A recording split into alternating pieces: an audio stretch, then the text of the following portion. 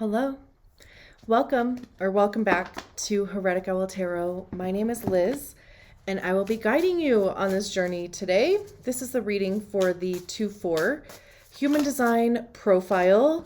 If you don't know your Human Design Profile, there is a link in the description below for you to get your Human Design Body Graph. And one of the bits of information that will be listed on there about you will be your profile. So definitely be sure to check out your zodiac sign readings, your rising, your sun, whatever placements you deem to be important to you. If they're not already up, they will hopefully be up within the next few days. The card that came out is Rest. I love the coffee. It really, it just feels like taking a little breaky poo, even like just slowing down, which I'm sure like for some people just feels like gag. I don't know why I was even like getting that feeling, but if you've been busy lately, give yourself a little break. Also too, anyway, it's almost like purposeful. I almost said peaceful. Purposeful rest, because it's kind of like one of those things, like whatever is coming through is about allowing things to come in. Like if you're so busy, if there are things that constantly have your attention or your time even and your energy, then it's hard for like new stuff to come in because you won't even really see it because you're too busy, or your focus is fixed. So yeah, I don't know, let's see what tarot cards come out for you, and then of course we'll read a little bit more about that card. We have the Six of Swords. Moving forward, we have the Ace of Wands, the Four of Wands. Yeah, like that Ace of Wands would be like that new thing. Whatever the thing is. And then we have the Page of Swords, the Four of Cups, and the Empress card. This Empress card has come out in like the majority of the readings that I've done so far. We have the Justice card at the bottom of the deck, the Star card after that, Page of Cups, Ace of Swords. I do want to say, look at these two. The Six of Swords and then the Page of Swords. I mean, of course, we'll get around to talking to both of them, but how interesting, right? Because in the Six of Swords, there's a sword in the moon here. There's this whole like narrative, this whole story that's going on between the sun and the moon in like throughout the swords suit. But then, in the Page of Swords, the moon is helping the sun up. Interesting, don't you think? Let's read about this Rest card. All right. It says, rest is the womb, a space for quieting the mind and body, for healing and processing. It allows you to connect dots and gain insights. If you're always on the go, you can get caught in a loop of reaction. In rest, you observe, practicing more awareness and acceptance, moving into a more expanded self. All life sleeps. To avoid rest is to lose alignment with our true nature. Renew and prepare for what is to come. Sometimes when it feels like nothing is happening, everything is. Most of the things we need to be mostly fully alive never come in busyness. They grow in rest. I love that. And I also was just reminded that you have that second line on the conscious side being a 2-4, right? And that's the Hermit line. And it's called the Hermit line because part of your design or part of your profile is to find this balance between rest and busyness, right? Like you have to allow yourself to go into hermit mode so that you can invest your energy, your time, your resources into either just yourself for one, or, something that is of interest to you. It's also a time to rejuvenate. Just take a break from being on and having to people all the time. It could be setting boundaries with people. I feel like all of the 2/4s that I know, they really make their space, like their home, their bedroom, whatever, office, comfy. It's like having to make your space comfortable. Like, it's where you get energy from being there, right? So even if that changes often, like you're like, you know what, this actually isn't a vibe anymore. So you like completely redecorate your room, even just one room in your house, wherever you spend the most time. So even just prioritizing that and making sure that you do have a space that you can decorate and set up in a manner that, again, you get energy from it just by being in it. It rejuvenates you. It charges your battery. Again, it even inspires you to, dive into the things that you are interested in. So we have the Six of Swords to start. And in this little guidebook for this tarot, there's like keywords, and I love that. I love little keywords. It says repercussions, regret, cause and effect, loss.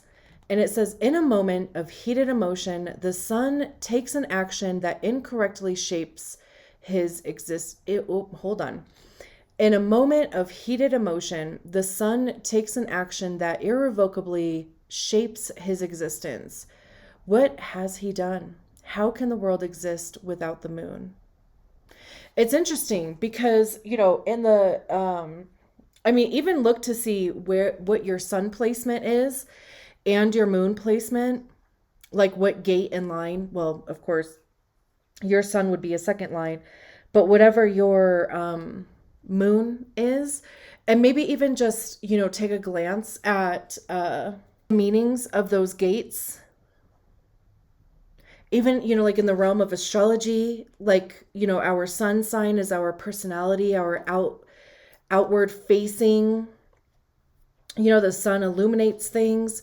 The moon is our emotional body. So there could be some sort of repression of feelings here. Swords have to do with our mind. It's our thoughts, ideas, beliefs, truth, but like divine truth, objective truth. I also see swords as being the suit of ego, because that's generally where we hear our ego, is in our minds. And our egos are created by the stories that we attach to experiences, to feelings. And it becomes the reason why we do things and why we don't do things. It's also the place that we totally lose our train of thought. Because, truly, whatever I was saying just went completely out of my head. Interestingly enough, like, we don't, in the realm of human design, we don't make decisions from our head. We, an idea, something, is dropped into our consciousness.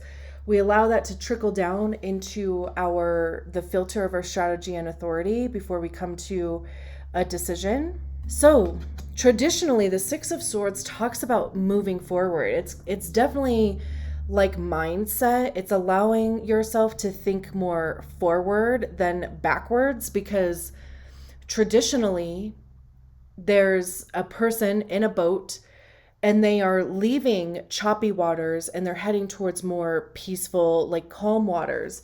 So it's leaving behind something from the past. And with it being swords, it's a mindset, it's a belief system, it's a behavior pattern, it's even an identity. So there's something here that's changing. There could have also been, especially with this rest card coming out, like if you have felt like lashing out in some capacity, like, because the Six of Swords was talking about being reactive, if you feel that way, like just that is all the more reason to rest and honor that within yourself. Recognize that that's what it is, but then honor that too. And then the Page of Swords talks about new hope, teamwork, communication, shared goals. The moon, in all her grace, gives hope to the sun as she peels him off the floor. The moon was never truly gone. She just needed to hear the sun realize he needed her as much as she needed him. So it's interesting because, like I said, right, just the differences here. If this is involving another person, it's almost kind of like it'll work itself out. And it'll work itself out by giving it time and space. Also, even being open to a new perspective. This is a page, so, they already have the Ace of Swords there. So there's already been this new idea, a new perspective, a new truth, some sort of honesty inserted into a thing, right, with the page. So they already have that, and they're now putting it into practice. I see pages as being like the apprentices, like it's allowing yourself to be new at something. So even approaching the situation differently, even approaching a, what's the word? It starts with an R, I think. Approaching, I don't know, but like repairing a relationship differently. Whatever kind of relationship that is, whether it's, a friendship, it could be a romantic partner, it could be a business, it could be a family member, whatever it is. It could even be yourself. Because like I said, we all have obviously the sun and the moon in our charts. So it could be healing something within yourself. And that could even just be because you are recognizing your need for rest, and even just how much that does benefit you. I feel it feels major, and probably just because, of course, the rest card came out, but retreat. It's like, just retreat and just let things happen, because then we have the Ace of Wands next. Aces are new, wands are action, the motivation behind the actions that we take. It's creativity, passion. How are we communicating those things? What actions are we taking towards those things? I also see wands as being information by way of experience, because that's what we get by trying things. What works, what doesn't work, what do we like, what don't we like? So this is like, having a new zest for life. This is something showing up in your life that gives you life, right? Like it makes you feel excited again. It could even just be recognizing that you want something like this. Like you want to have something that you are excited about. It says potential, new ideas, initial spark, crafting skills. And then the Four of Cups says, as the young elephant grew, so did his hunger. The first elephant set out to look for food, but after 2 nights and 2 days, it did not return. So the second elephant left in search of the first, urging the young elephant to stay close to shelter, leaving him alone to fend for himself. Keywords are abandonment, loneliness, feeling numb, apathy. Yeah. And especially with it paired with the Ace of Wands, it's kind of like, I just kind of get this feeling that like this Ace of Wands is going to kind of knock out whatever this feeling is. Because the Four of Cups also, it generally talks about like boredom, lethargy, disappointment, right? There's usually 3 cups and the person is looking at them like, not what I wanted, not what I expected, wasn't the vibe. But there's like a 4th cup that is coming in, and it's like this message of, it's like allowing yourself to be open to feeling different. So again, with this being paired with the Four of Cups, I mean, this could even just be, something that is causing that abandonment feeling or lonely feeling. It could just be moving out There could just be even like light being shown on that area of life for you, because wands are fire, cups are water. Honestly, if you put those two things together, you create steam, right? I'm thinking of like a boiling pot of water, right? I mean, like there's steam that comes off of it. And if you let it boil long enough, all that water is going to be changed into steam, right? Like it's going to be burnt off. So again, it kind of keeps like, I keep like circling back to this rest thing, because if you are feeling any type of negative anything, it's kind of like, give yourself a break. Take a break from what you are doing. If you feel lonely, if you feel abandoned, like take a break from wherever you are experiencing those feelings, whatever environments you're experiencing those feelings in. Get into your hermit cave and rejuvenate.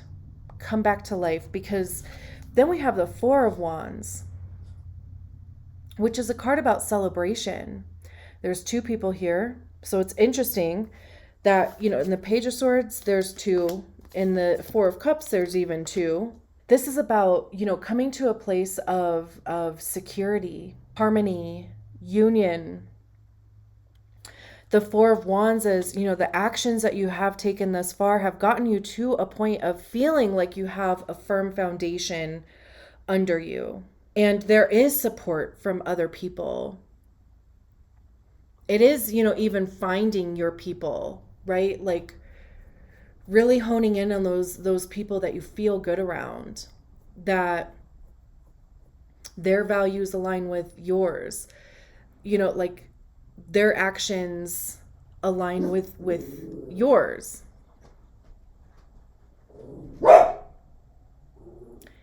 My dog agrees. I don't know if there's somebody at my door.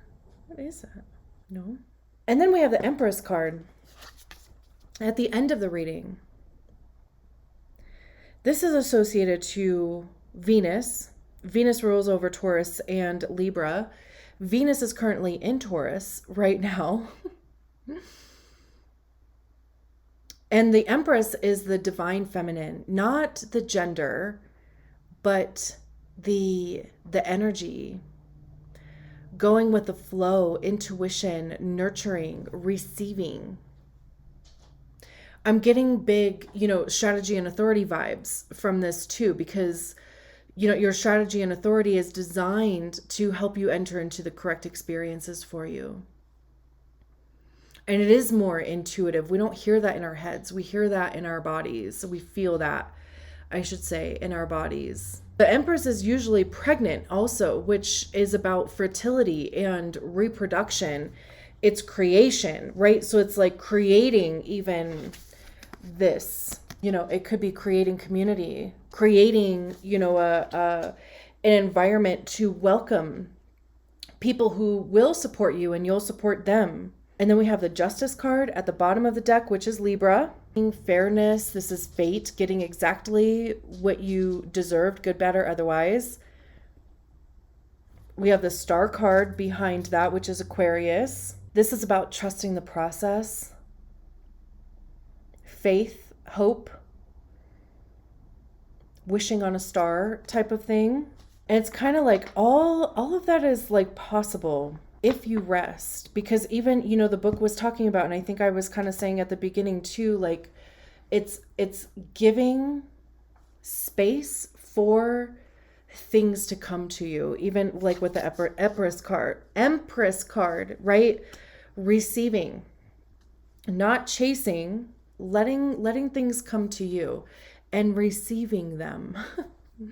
It's one thing for, something to come to you, but you do also have to receive it. And if we are too busy, too burnt out, too frustrated, too bitter, too whatever, angry, we won't see it. So rest. And on that note, I'm going to leave it there. Thank you so much for allowing me to read your cards. I will talk to you soon.